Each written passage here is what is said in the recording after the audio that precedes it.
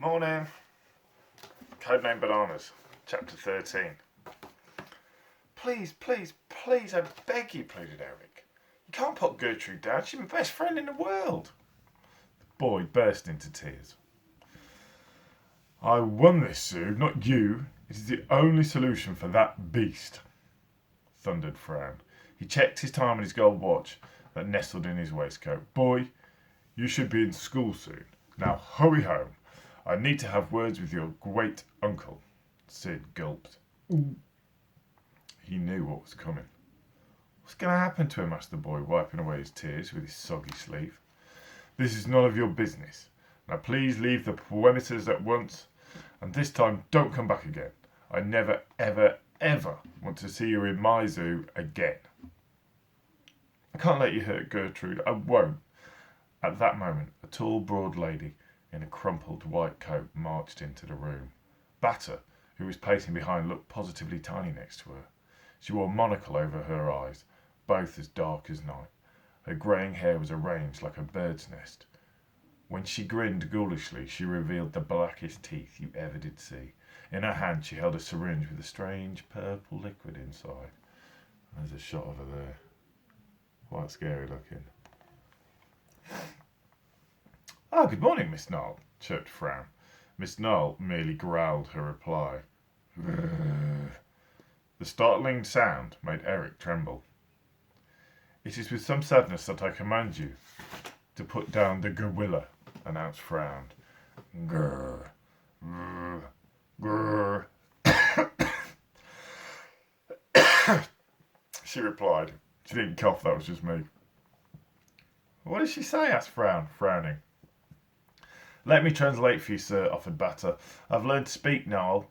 She said, it'd be a great pleasure, Sir Frederick.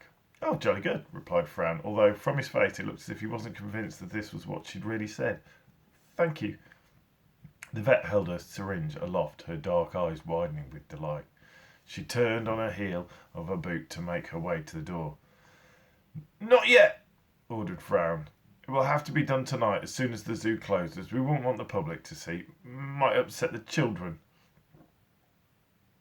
Miss Knoll didn't look convinced, as she shook her head and growled. Rrr, rrr, rrr.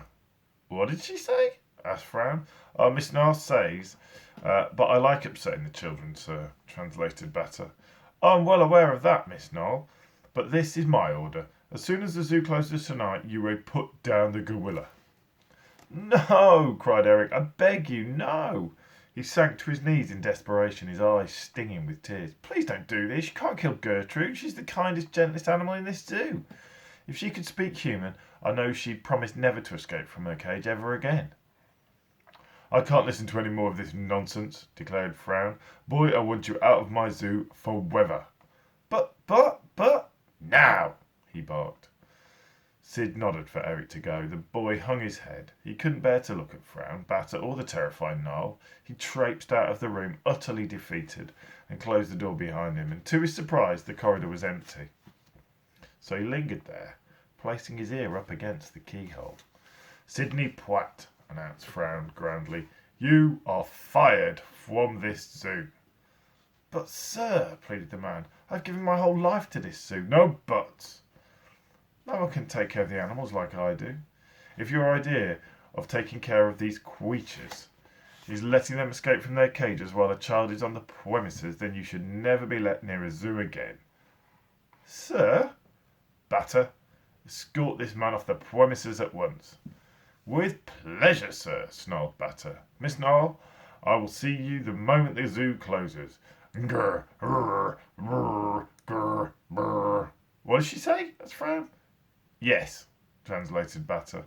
The boy heard the sound of Sid's tin legs clanking down the door, towards the door. Clink, clank, clunk. Eric darted behind the corridor and hid round a corner. From there he watched in sorrow as Sid was marched out of the building by Batter. Left to his own devices, Eric tiptoed to see his friend. Was this to be the final glimpse of her? It was still early, and the zoo hadn't opened to visitors yet. As the mist cleared, he found her cage. The gorilla was stirring. Gertrude, hissed the boy. Gertrude. On hearing her friend's voice, the gorilla sat up, straight up. She looked funny, all covered in straw. Spotting the boy, she smiled, oblivious to the terrible fate that awaited her. "He!" exclaimed the gorilla. "Shh!" shushed the boy, putting his finger to his lips. He didn't want Bata to find him here. The gorilla put a sausage finger to her lips too. The boy couldn't help but smile. "I love you, Gertrude, I really do," said the boy. The gorilla tilted her head as if she were trying to understand. Eric tried again. This time he mimed. He touched his heart.